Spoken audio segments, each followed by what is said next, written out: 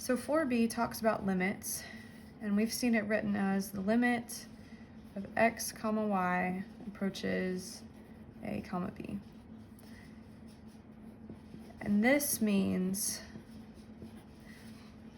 L means that the values of f approach L along every path ending at AB.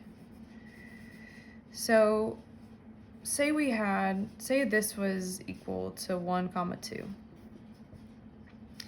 We would assume that we could probably just use direct substitution and plug these in for the values of x and y and get an answer.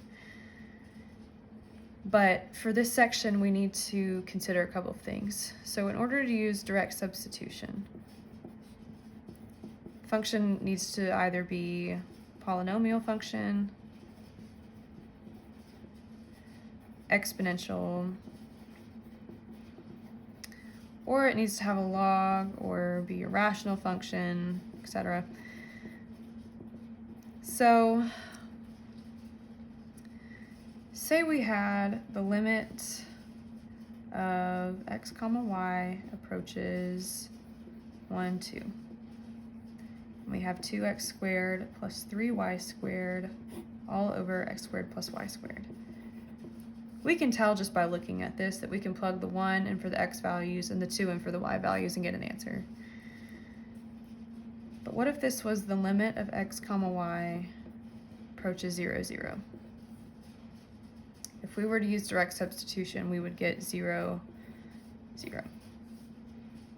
And this is an indeterminate form, which basically means one of two things.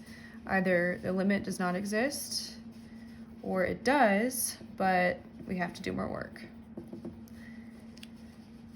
So to solve this, we can set y equals to mx. So we have 2x squared plus 3m squared x squared all over x squared plus m squared x squared. And now we can just cancel out a ton of this. And we're left with 2 plus 3m squared, 1 plus m squared. So we can, at this point, just plug in values for m. Say m equals 1.